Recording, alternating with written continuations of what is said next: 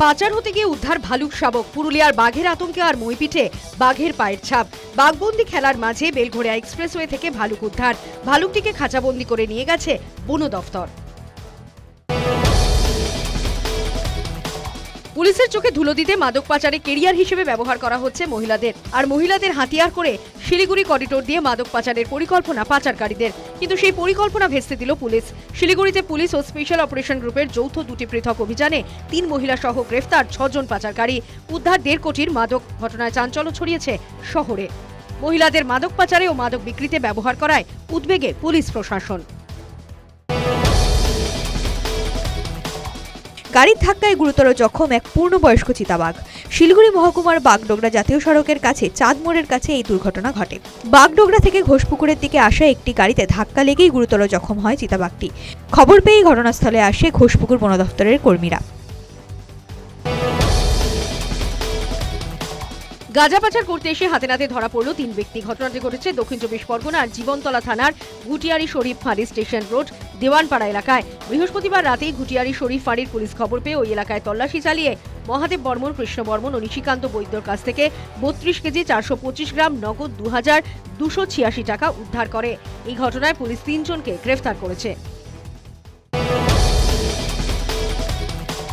বিচারাধীন বন্দির গুলিতে 2 পুলিশকর্মী জখম হবার পরেই সংশোধনাগার থেকে আসামি আনা বন্ধ করে দিল রায়গঞ্জ এবং ইসলামপুর জেলা পুলিশ। আদালত ভার্চুয়ালি বিচার করার সিদ্ধান্ত নিয়েছে। আচমকা পুলিশের এই সিদ্ধান্তে চরম সমস্যায় পড়েছেন আইনজীবী থেকে বিচার প্রার্থীরা। উল্লেখ্য, বুধবার রাতে গোয়ালপুকুর থানায় পাঞ্চিপাড়া ইকোরচলা গ্রামে সাজ্জাক আলম নামে এক বিচারাধীন বন্দির গুলিতে 2 পুলিশকর্মী জখম হন। প্রায় 1.5 মাস অতিক্রান্ত হয়ে গেলেও নদিয়ার হরিণঘাটার মোহনপুরে অবস্থিত বিধানচন্দ্র কৃষি বিশ্ববিদ্যালয়ে অবসরপ্রাপ্ত কর্মীরা পেনশন পাচ্ছেন না। সে কারণে বিশ্ববিদ্যালয়ের প্রশাসনিক ভবনে ঢোকার মুখে অবস্থান বিক্ষোভ করেন পেনশন প্রাপকেরা। তাদের দাবি পেনশন না পাওয়া অবধি অবস্থান বিক্ষোভ চালিয়ে যাবেন। বাংলার বাড়ি আবাসের সার্ভে করতে গিয়ে তালিকা তৈরিতে কারচুপি করার অভিযোগ উঠল উত্তর 24 পরগনার বনগাঁ বিডিও অফিসের 2 চতুর্থ শ্রেণীর কর্মীর বিরুদ্ধে। ইতিমধ্যেই তাদের বিরুদ্ধে গোপালনগর থানায় লিখিত অভিযোগ দায়ের করেছেন বনগাঁ বিডিও কৃষ্ণেন্দু ঘোষ। অভিযুক্তদের নাম সঞ্জয় বোস এবং বিশ্বজিৎ মিত্র। তারা বনগাঁ বিডিও অফিসের সেচ দফতরের চৌকিদার পদে কর্মরত। বিজেপি নেতা প্রিয়াঙ্কু পাণ্ডের বাড়ির বিতর্কিত জমি মামলায় ব্যারাকপুরের গোয়েন্দা বিভাগে হাজিরা বিজেপি নেতা অর্জুন সিংয়ের। পুলিশের উপর কোনো আস্থা নেই বলে প্রশাসনকে কটাক্ষ বিজেপি নেতার। মুখ্যমন্ত্রীর বিরুদ্ধে কুমন্তব্যের অভিযোগে আগামী 21শে জানুয়ারি অর্জুন সিংকে তলব ব্যারাকপুর কমিশনারেটের গোয়েন্দা বিভাগের। আদালতের দ্বারস্থ হয়ে মুখ্যমন্ত্রীকে পাল্টা চ্যালেঞ্জ অর্জুনের।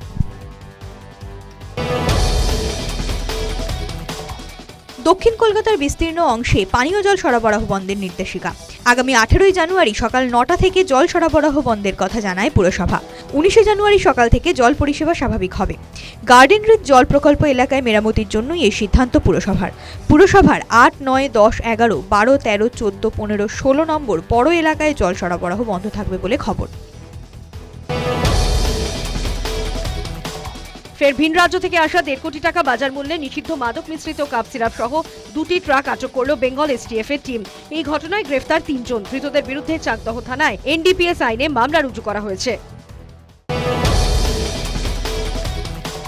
প্যানিক অ্যাটাক পার্থ চট্টোপাধ্যায়ের। বুকে ব্যথা শুরু হয় পার্থ চট্টোপাধ্যায়ের। প্রেসিডেন্সি জেল সূত্রে খবর, হৃদরোগ বিশেষজ্ঞরা পার্থ চট্টোপাধ্যায়ের পরীক্ষা করছেন। জেল কর্তৃপক্ষের তরফ থেকে চিঠি দিয়ে পার্থ চিকিৎসার জন্য মেডিকেল টিম গঠন করে কথা বলা হয়েছে। মুখ্যমন্ত্রীর নির্দেশই সার আবারও বাংলা বাড়ি প্রকল্পের নামে টাকা নেওয়ার অভিযোগ তৃণমূল পরিচালিত পঞ্চায়েতের বিরুদ্ধে। শোরগোল পূর্ব বর্ধমানের মেমারি এলাকায় ডেভেলপমেন্ট ফি এর নামে 500 থেকে 1000 টাকা নেওয়ার অভিযোগ। রীতিমতো রসিদ কেটে এই টাকা নেওয়া হচ্ছে। বাংলা বাড়ি প্রকল্পে পঞ্চায়েত কোনো রকম হস্তক্ষেপ করবে না, এমনটাই নির্দেশ ছিল মুখ্যমন্ত্রীর। তারপরে উঠে এলো অন্য ছবি। বিজেপি নেতা প্রিয়াঙ্কু পাণ্ডের বাড়ির বিতর্কিত জমি মামলায় ব্যারাকপুরের গোয়েন্দা বিভাগ থেকে হাজিরা দিয়ে বেরোলেন বিজেপি নেতা অর্জুন সিং। পুলিশের উপর কোনো আস্থা নেই বলে প্রশাসনকে কটাক্ষ বিজেপি নেতার। মুখ্যমন্ত্রীর বিরুদ্ধে কুমন্তব্যের অভিযোগে আগামী 21শে জানুয়ারি অর্জুন সিংকে তলব ব্যারাকপুর কমিশনারেটের গোয়েন্দা বিভাগের। আদালতের দ্বারস্থ হয়ে মুখ্যমন্ত্রীকে পাল্টা চ্যালেঞ্জ অর্জুনের। পূর্ণ কর্মবিরতি থেকে সরলেন মেদিনীপুর মেডিকেল কলেজের জুনিয়র ডাক্তাররা। রোগী পরিষেবার কথা মাথায় রেখে বেশ কিছু বিভাগ চালু রাখার সিদ্ধান্ত ডাক্তারদের। কর্মবিরতির বাইরে রাখা হয়েছে emergency observation ward, ICU, HDU, NICU. অন্যান্য বিভাগে জারি জুনিয়র ডাক্তারদের কর্মবিরতি। স্যালাইন কাণ্ডে প্রসূতি মৃত্যুর ঘটনায় 6 জুনিয়র ডাক্তারকে সাসপেনশন প্রত্যাহারের দাবিতে মেদিনীপুর মেডিকেল কলেজ হাসপাতালে পূর্ণ কর্মবিরতির ডাক দেয় জুনিয়র ডাক্তাররা। শুক্রবার সকাল 8টা থেকে কর্মবিরতি ঘোষণা করেন জুনিয়র চিকিৎসকেরা। যদিও আউটডোর পরিষেবা চালু হয় সকাল 9টা থেকে। এমার্জেন্সি বিভাগের সামনে লম্বা লাইন দেখতে পাওয়া যায়। মেদিনীপুর মেডিকেল কলেজের জুনিয়র ডাক্তারদের পাশে West Bengal junior doctor fronts. শুক্রবার জয়েন্ট প্ল্যাটফর্ম অফ ডক্টর এবং ডক্টর ফ্রন্টসের 12 জন প্রতিনিধির দল মেদিনীপুর মেডিকেল কলেজে যায়। প্রতিনিধি দলে 9 জন সিনিয়র চিকিৎসক এবং 3 জন পিজিটি ডাক্তার পড়ুয়া রয়েছেন। মেদিনীপুর মেডিকেল জুনিয়র চিকিৎসকদের কর্মবিরতিতে সংহতি জানাতেই এই সিদ্ধান্ত।